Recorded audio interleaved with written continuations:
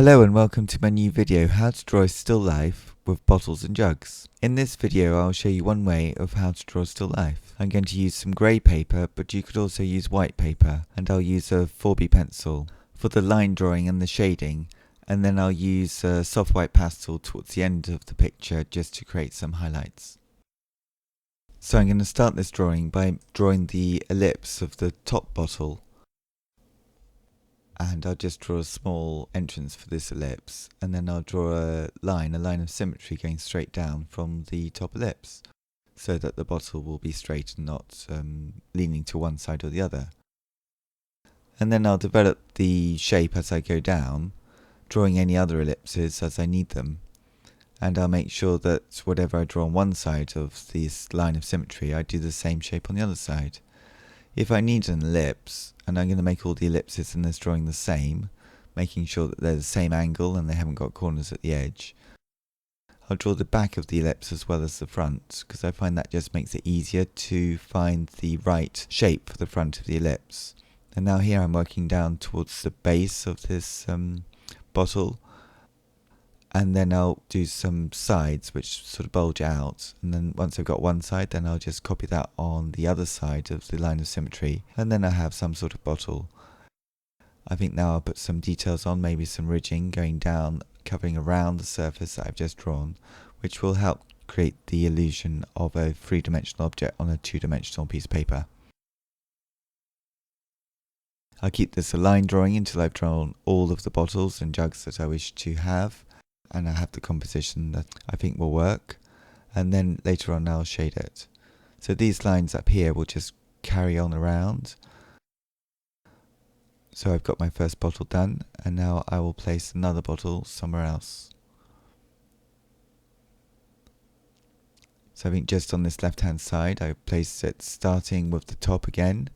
and then drawing a line down the centre as a line of symmetry.